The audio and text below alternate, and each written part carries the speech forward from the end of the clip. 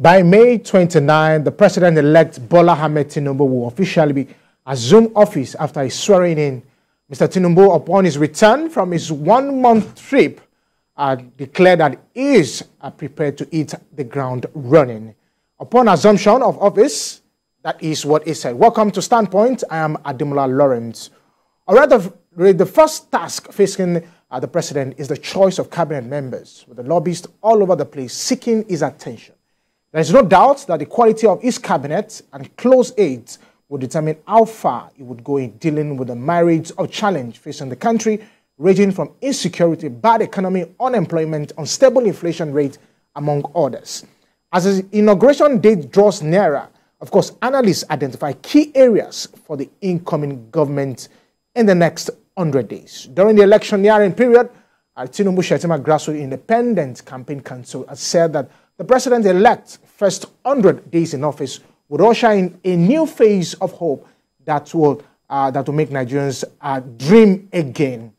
Joining us to talk about this and other developments, of course, is the Deputy Speaker, Lagos State House of Assembly, Wasiu Eshinloku Sanni, who is joining me via Zoom. And, of course, later in the show, I will also be having the Accord Party presidential candidate, Professor Chris Imomolen.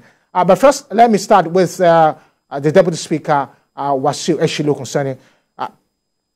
Deputy Speaker, thank you for joining us on the show. Thank you for having me.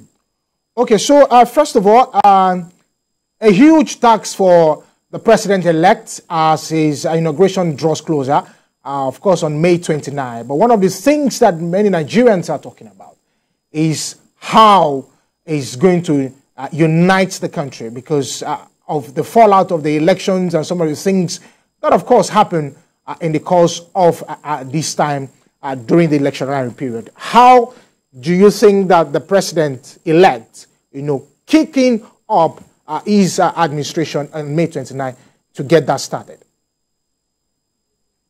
Thank you very much. I think that the best way we will have an inkling to his intention by his speech on the May 29th, whereby we set up whatever he intends doing. He speaks to Nigerians, and I guess healing the wounds of the election will be one of it, and then unifying the Nigerians will also be a very key factor in what he will set out to do. Being somebody who has done that before and who is experienced, and then I guess that those are the things, and basically it will set out to tackle some of the set Nigeria in a development path, so that Nigeria will forever be great. We are doing great right now. We can still do better, and I guess that is the essence of his governance. Yeah, there are myriad of issues, of course, Nigerians are facing. From, of course, you look at the unemployment rate, you look at the poverty index, and Nigeria is next to India and the poverty capital of the world. And that simply speaks a lot. So the president-elect has a lot to do in terms of economy and, of course, lifting out the people, because those are some of the promises that he campaigned on during his 80-page manifesto during the campaign period. Do you think that, these things are realistic, looking at the time frame that he would have for 4 years? Don't forget, the last administration of us that will be running up in the next couple of weeks had already, of course, promised Nigerians a lot of things. Now he's riding on that same platform to say a lot of promise still rolling out, and Nigerians are saying, can this promise be fulfilled? And what are the indices that this promise can be fulfilled?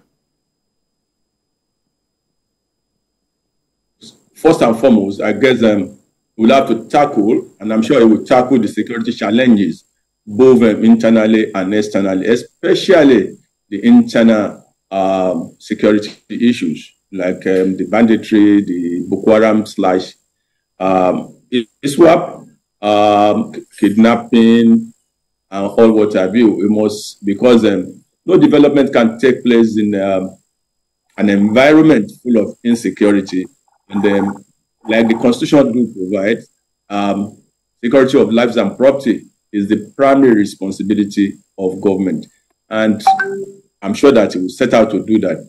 Aside from that, it will also set out to look at key developmental issues.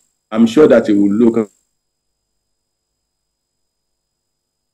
the electricity, because it's sine qua non to industrialization. And I think that smarting from that is the fact that when that is done, we are so sure that so many small businesses and big businesses will be able to come on board. When they come on board, especially poverty, unemployment will be tackled and will be looked into. But those are the very sure foundation that he must set, so that Nigeria can be set on the developmental path. Beside that also,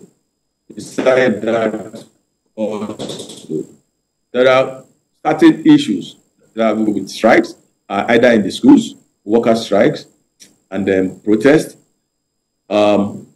In a democracy, protest, strikes are allowed, but then having ways and be key. And also, most importantly, it must also take a look and give time to how the relationship between the executive and the legislature, between the executive and the judiciary.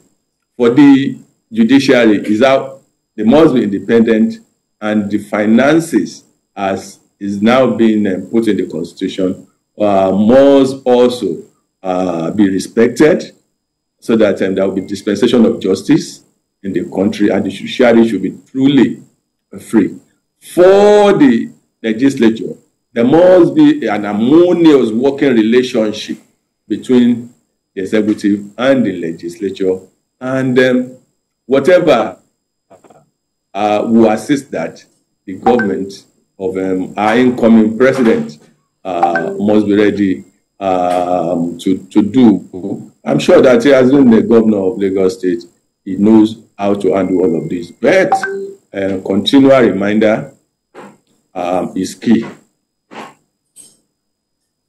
Okay.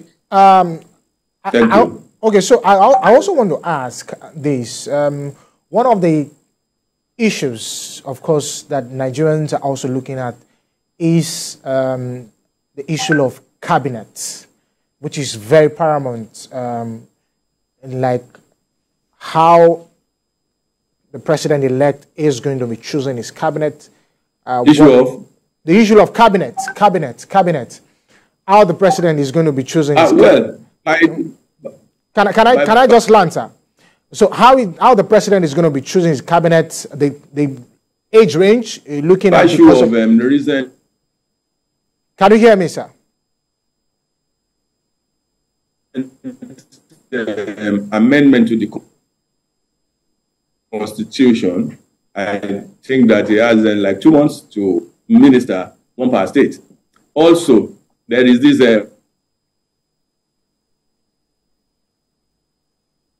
constitutional provision of 14.4 that talks about inclusivity.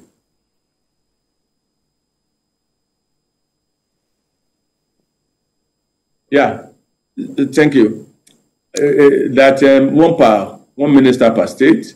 The 14.4 of the Constitution also talks about him taking into consideration all other factors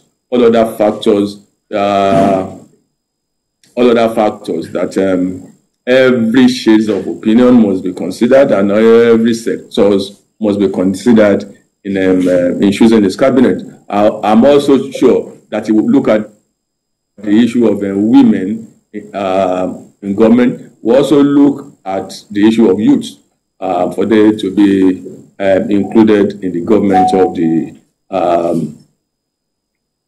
federation in the cabinet.